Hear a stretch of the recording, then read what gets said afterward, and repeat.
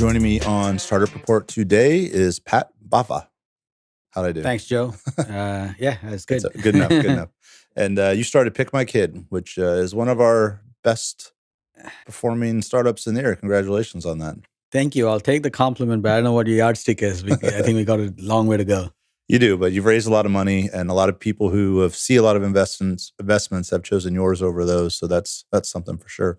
Thank you. I appreciate that. And we appreciate all the support we get from the local community. They really got behind us. They understand the product. So that's great.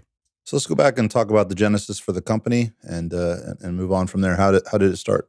Sure. Funny story how I started. It was out of a personal pain. Mm-hmm. In 2013, after I got out of the Navy, I was flying for the Navy, Indian Navy, Mm-hmm. and I built and sold a few companies. Just I sold my last company. It was in food service. I was putting in 15 hours a day, Mm-hmm. crazy hours. And I sold it in 2013. I told my wife I'm going to take like at least 6 months off and do nothing. Mm-hmm. It lasted all of 2 weeks. My wife was like, least you can do, go pick up your daughter from school. Next thing I know, I'm stuck in this car line trying to pick up my daughter. Frustrating. I was on the phone, not paying attention. One day, the teacher put a kid in my car, and I was pulling out from my school. I turned around and looked at this white kid sitting in the back of my car. So that was either my oh shit moment or my aha moment, but that's when it started. That's great. We found a daughter eventually, but yeah, made the trade back. Yeah. So you threw in there. You bought. You exited a few companies. So what's your history? Where did all the entrepreneurship come from? So there's a reason behind why I came to Tampa in the first place. We were settled in Connecticut, but it so turns out when I came out of the Navy, the only qualifications I had was I finished my MBA and I had 3,000 hours of flying experience. So the reason I moved to Tampa was because I decided to start flying commercially. Mm-hmm. And the only school which would accept me to endorse my licenses was St. Pete Clearwater Airport. We had a school there. So we kind of put the family packed in a Camry, drove down from Connecticut. As I was crossing the Howard Franklin Bridge, I remember telling my wife, this is it. We're not moving back again from here anywhere. This is where we're going to settle. Long story, 13 years from that day. We're still here. So, but you had other companies before PikMyKid. Yeah. So the flying really didn't work out. I felt like that is not my thing, especially commercial. Yeah. So I started a food truck long before it was cool to have a food truck. Yeah. As a proof of concept for a quick service Indian food company. Just long story, 6 years, we grew it from one food truck location to about 12 brick and mortar locations across Tampa Bay area, both in like individual standalone stores and as well as in cafeteria settings. And then we franchised it and sold that. Wow. That was one. Next, we had a logistics company in partnership with Aramark and Baycare Health. And we sold that separately. And the third one was a real estate company. And real estate runs in our blood and in our family.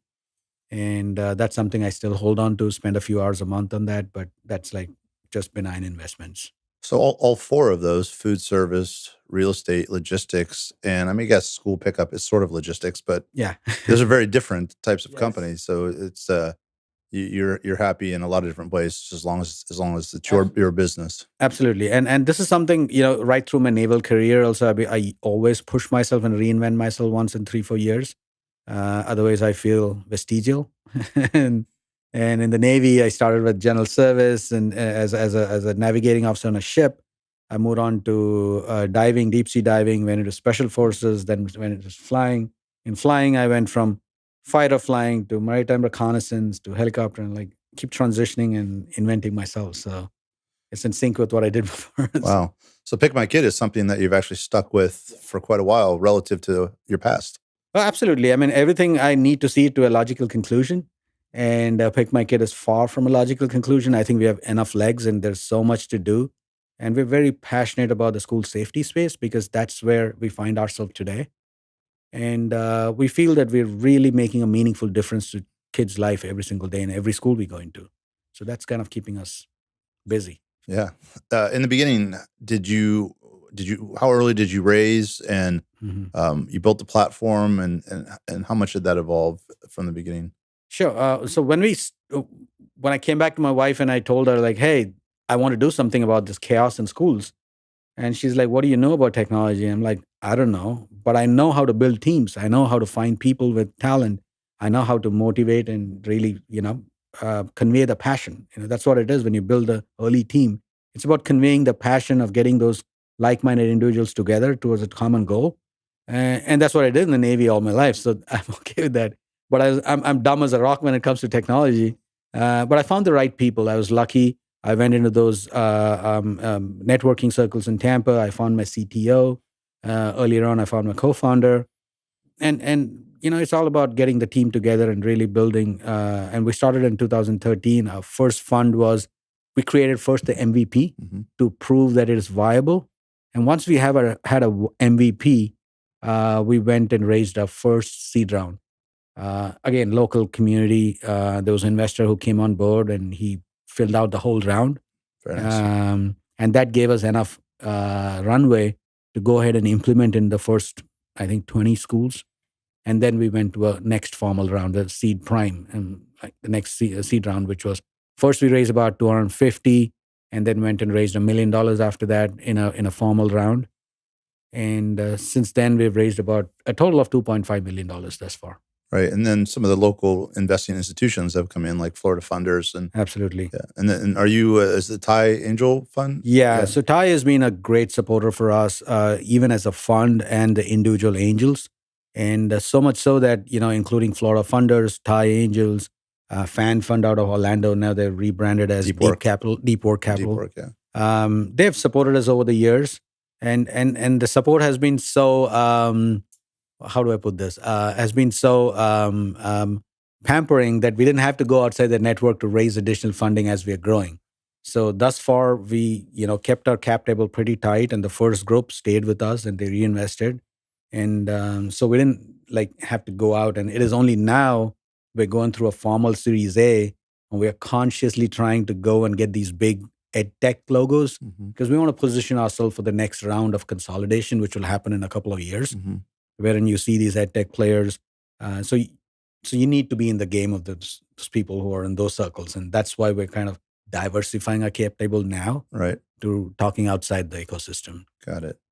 And edtech is education has a unique sales cycle. Absolutely. And you originally said that you brought on 20 schools. So are you selling on a school by school basis, or are you going for the districts? Yeah, if I had known it was so painful, I would have found another place to sell.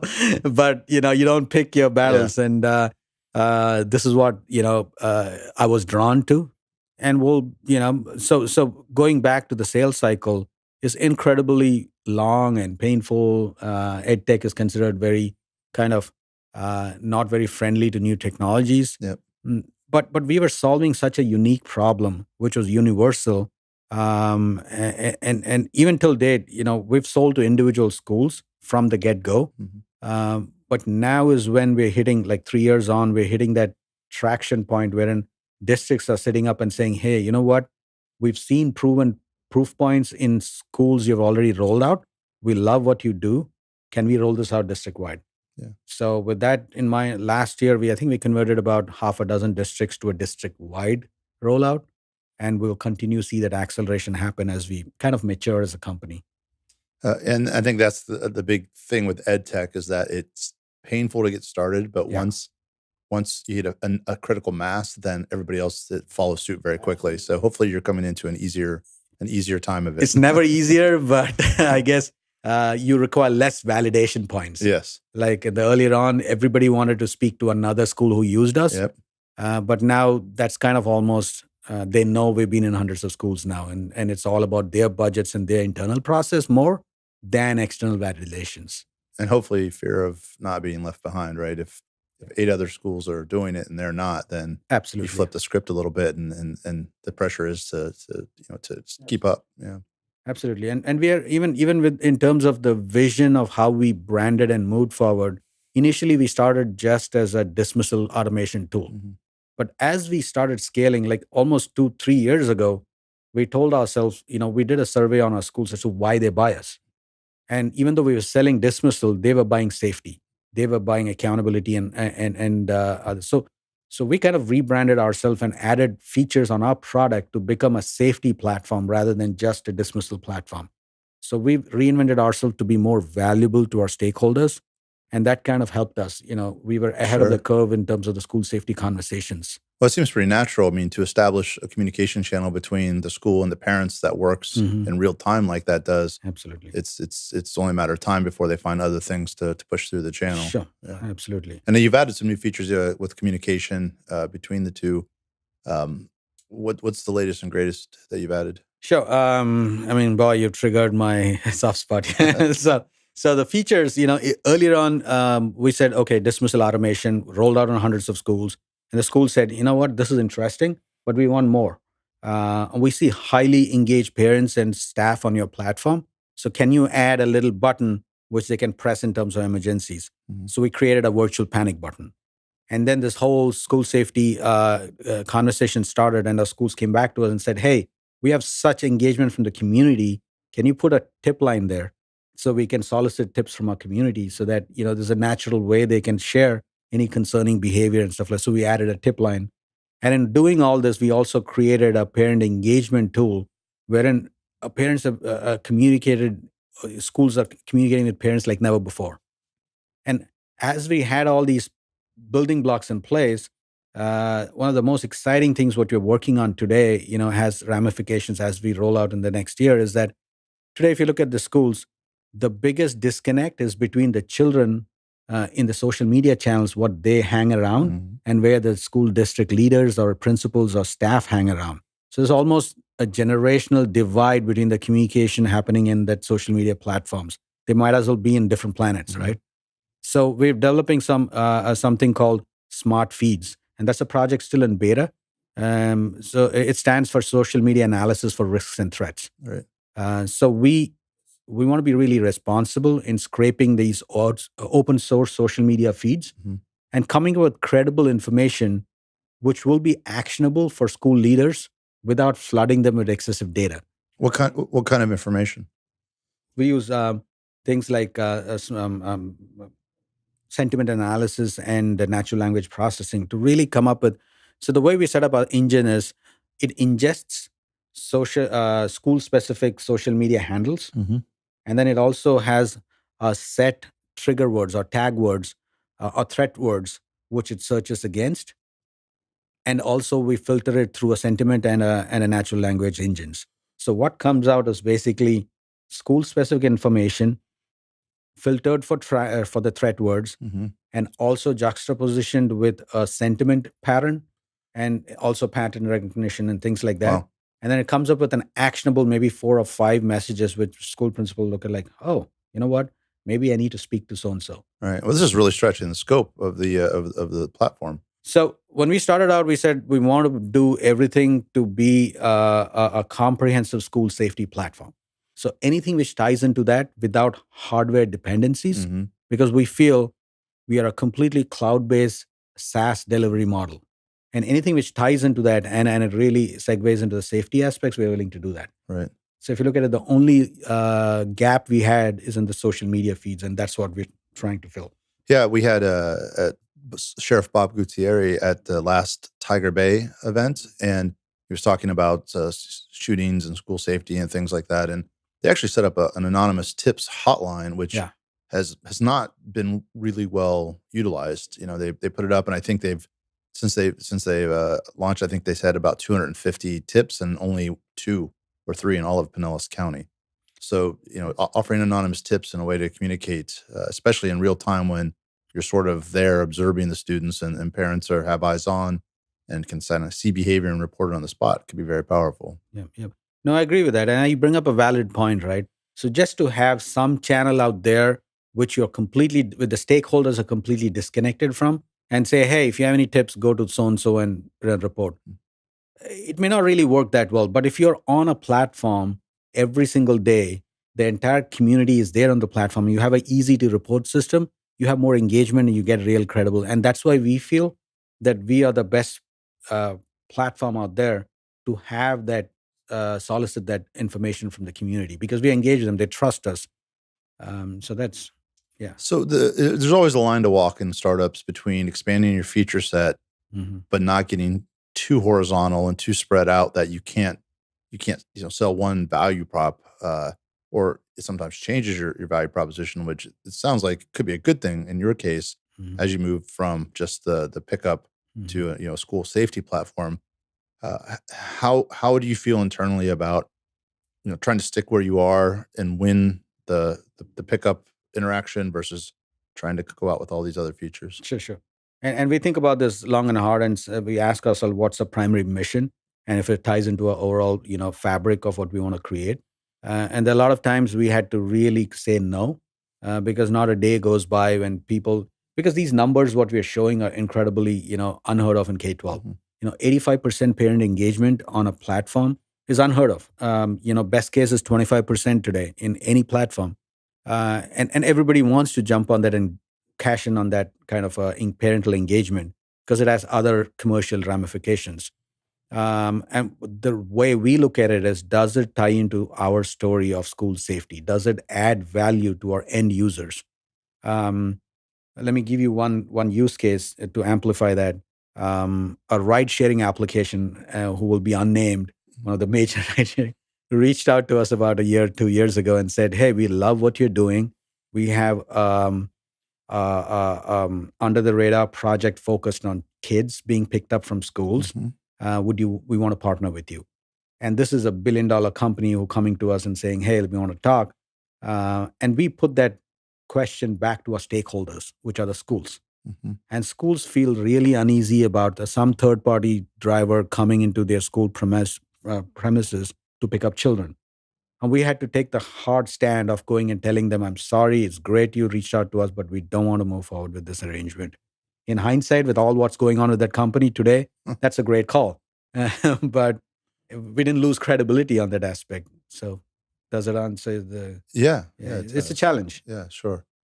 How do you price the product? So the pricing of a product, again, goes back to our fundamental belief when we started the company that, we firmly feel that safety at schools should not be a function of the zip code the school is at.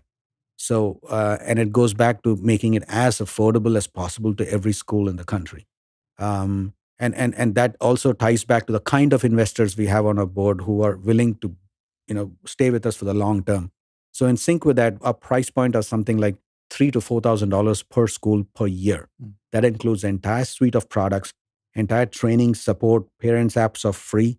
So the whole suite and everything for less than, like some schools get it for less than $3,000 a year. And that's barely a scratch in their budget for the year. All right. So that's the price point we're talking about. That's great. What does 2019 hold for you?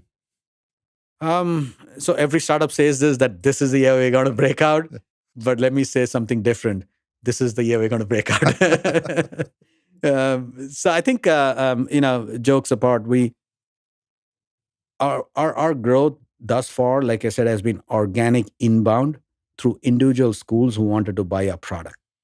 And last year in December, we sat back and looked at how many schools we have. We had about 400 schools live on our system for more than a year, right?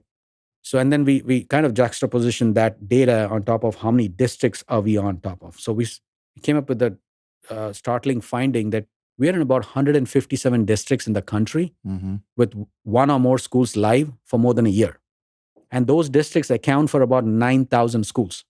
So if we did nothing in terms of new sales and we just focused on the districts we are already live, we have such a big market because all we need for this year's target is actually hit 300 schools. Wow. So in terms of with a low price point, the maximizing impact is our goal. And I'm assuming your attrition rate is pretty low. Oh yeah.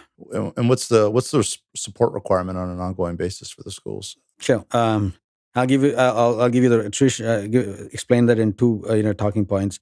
In terms of actual numbers and the attrition rate, attrition, churn, same thing. But the churn rate for our schools is less than 4%.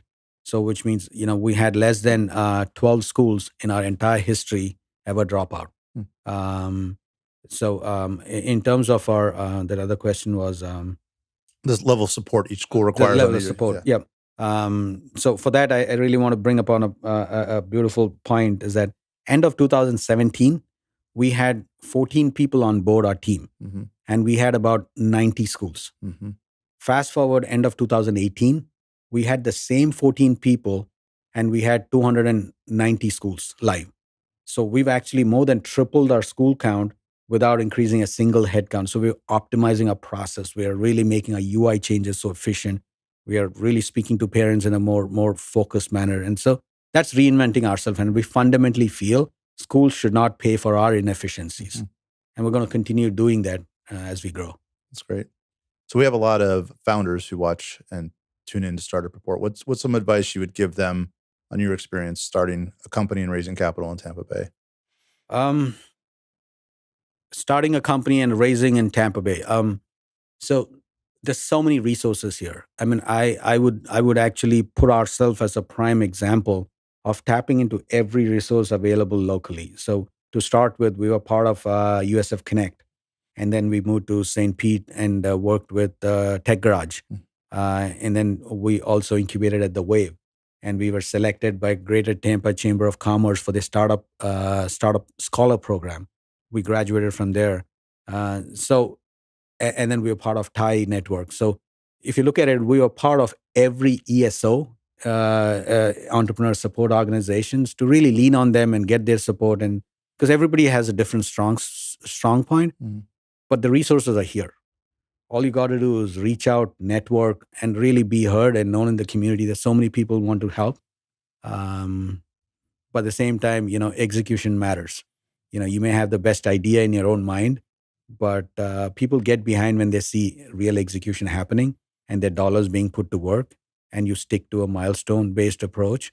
And if you talk to people, you have a milestone, you have a target, go back to them and tell them what you achieved, and they're willing to support you over and over and over again in your journey. That's great. And I think you had good luck, as you mentioned, with your investors. What do you look for in an investor? What makes you say no to an investor? You said no to the big, the big unnamed company. Yeah. What makes you say no to an investor? So even now, we are in our Series A, and we're going through that now. When you start in the early stage of your company, people say pick an investor as you would pick a partner or as a spouse. It didn't really bring much meaning to me at that point. But now running the company for about 3.5 years with investors on board to report to on a daily basis, or at least on a monthly basis, I feel that it's really important to have investors who are vested in you personally. They believe in what you're doing, and they're there for the up and downs. When down is going to happen. Things have to go wrong, and if it's not, there's something wrong with you or the company. Because and that's when it matters, the quality of investors on your cap table. Are they willing to stick it out? Are they getting to the exit doors like at the first downturn? And after being through a few ups and downs ourselves in our company, we had a lot of issues and challenges.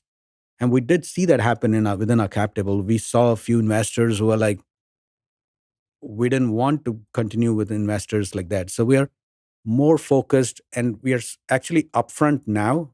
Like now I'm going through the Series A. I actually, tell that as a part of my pitch, I tell them, hey, if you are looking for the next Facebook or the Snapchat or something, a viral growth story, that is not us. Right. So maybe we're a wrong fit, and I say that up front. But if you're willing for a sustainable growth and a meaningful impact in schools, and you're supposed to, and you're willing to stay with us for next 4 or 5 years, then I think we can give you a tremendous return on your investment. And if there's a connection on that, then we want to move forward. So. Well, I appreciate you coming in. I also appreciate very much that you were one of the first people on Pitch List to have a company that's been as successful as you. Recognize the value of the platform and participate meant a lot to me. So thank you for that. Yeah, thanks, Joe. Thanks for inviting me. And I think you have a powerful platform here. There are so many investors in the Tampa Bay area, and in fact, Florida in general. But they're right now dipping their toes into the technology investment space. And I think we have some great companies here, and platforms like yours actually shine the light on technology companies and really raise our profile, so we can support our own local companies. And thank you for doing that. That's really awesome. Yeah, great. Well, thanks for coming in, and Absolutely. We'll keep watching. Yeah, thanks.